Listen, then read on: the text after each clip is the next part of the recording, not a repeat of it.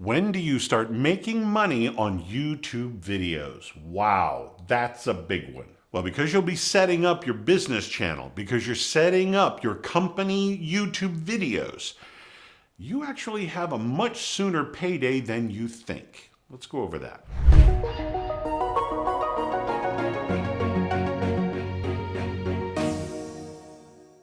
Now, by the end of this video, I'm going to show you the two schools of thought that are involved here on how to get paid doing YouTube videos. And you'll also know the steps you're going to take to get you there sooner. So let's dive in.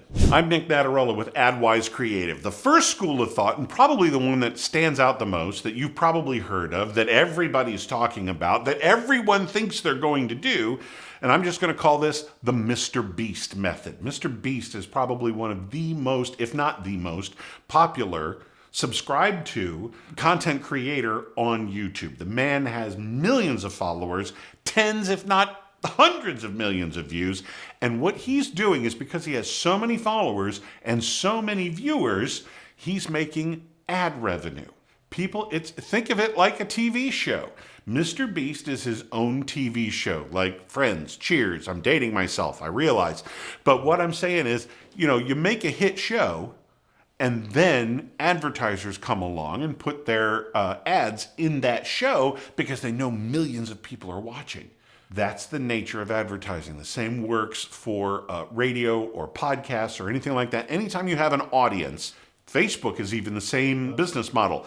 Get the viewers, get the eyeballs, and then you sell the access to those eyeballs, and that access is called advertising. So whatever it is that you're doing, you're going to need, I don't know, tens if not thousands of videos for millions of viewers to watch. Can you crank that out by Saturday? Probably not. This is going to be a long-term play. This is going to be something that you're going to be creating on a long-term basis that's going to sustain you eventually and in the future. That is something that Mr. Beast has created, and a lot of people want to emulate because they see his success. They don't see the 10 years leading up to that to get him to where he is today. I'm sure you've seen some of his videos. The one that stands out over and over and over to me is when he buried himself alive for a few days, okay?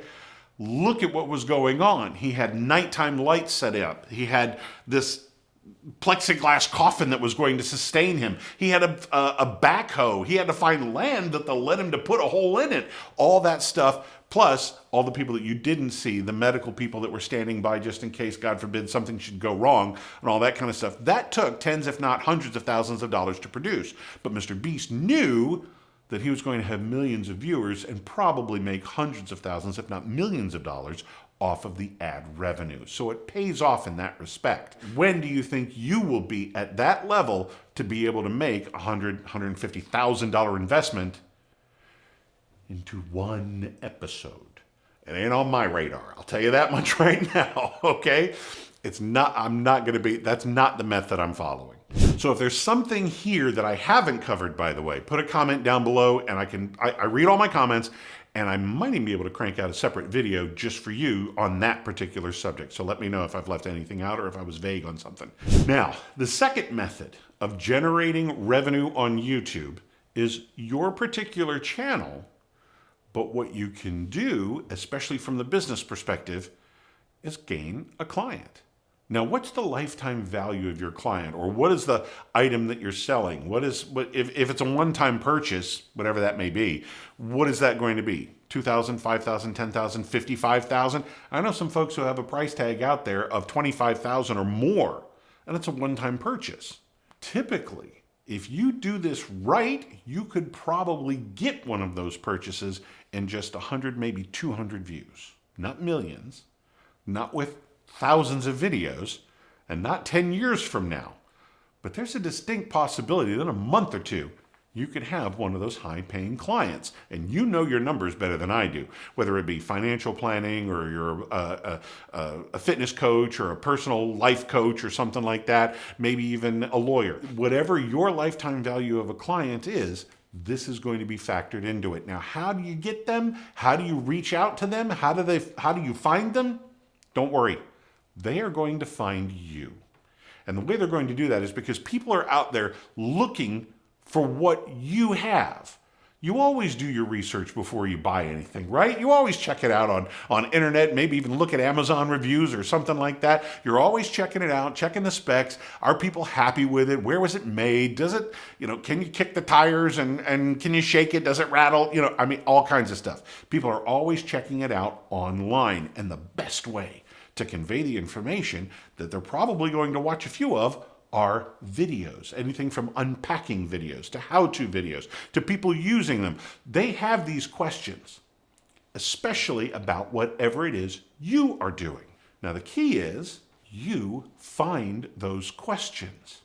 And if you think elephants never forget, the internet never forgets. Google is keeping track of all the questions that were ever asked in their exact words, the exact verbiage that's being used, and the slight differences. They know what's out there. You just have to find it. And there are several programs out there that would be SEO research. And that's what you want to find out. Some folks use SEMrush, SEMrush. Other folks I know use Ubersuggest. The key is, once you type in your keywords that you're going to research, they've got this little button called questions. And you can immediately see the questions that people are asking and then start to dig deep on those, and you'll get more and more questions. Those questions, those exact words, are going to be the titles of your video.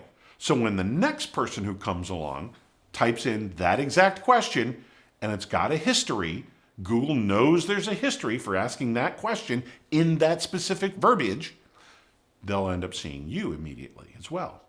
You will be one of those answers. Now, the closer and closer and closer you get, the title that you use verbatim will get you higher and higher and higher on the rankings. They match up perfectly, great, you're covered. Then from there, you've got all your other answers as well. And the key element to these questions that you're answering in your videos is your publishing schedule.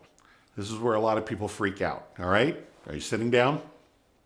At least get started with one a week. Do you think you can do one a week? And we're talking, 8 to 12 minute videos that just answer that one question, give it a little background, answer the question, give it a little future forecasting, however you want to structure it. But there's a lot of information there. And be sure to talk like I'm talking. Let's not talk, financial advisors can really get into the weeds. Doctors can really get into the medical jargon and stuff like that. Keep it at a conversational level. If you were to run it through a program to tell you what your writing would be, try to stick at 5th grade or lower. All right, so let's talk, surgical procedures at a 5th grade level. Fortunately, you won't be performing surgery at a 5th grade level, but you can certainly talk about it at a 5th grade level. That's what people want to hear so they can understand it themselves. If they understand it and they end up knowing, liking, and trusting you, chances are you will be their choice. That's the whole point to this, is when you can break down the barriers and when you can connect with that person who's doing the search and give them the information that they're looking for, they naturally gravitate towards you to come into your store, to come to your office and become your customer or your client.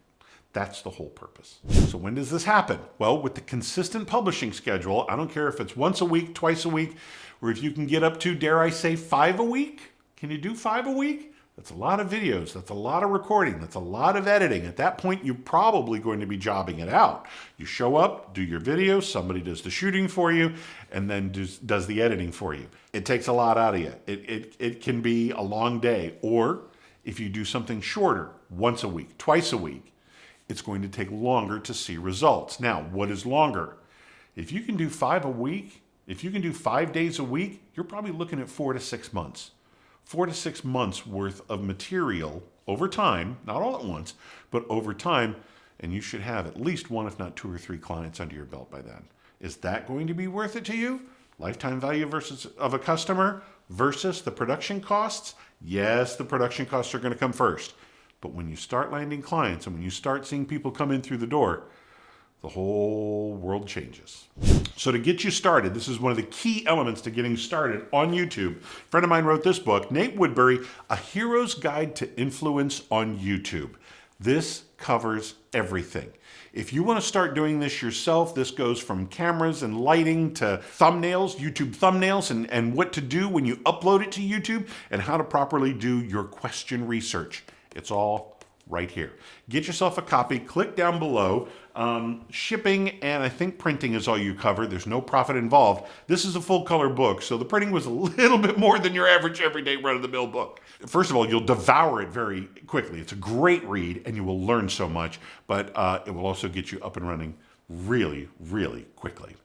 So do it and get started today. I'm Nick Natarella with AdWise Creative. Thank you for watching.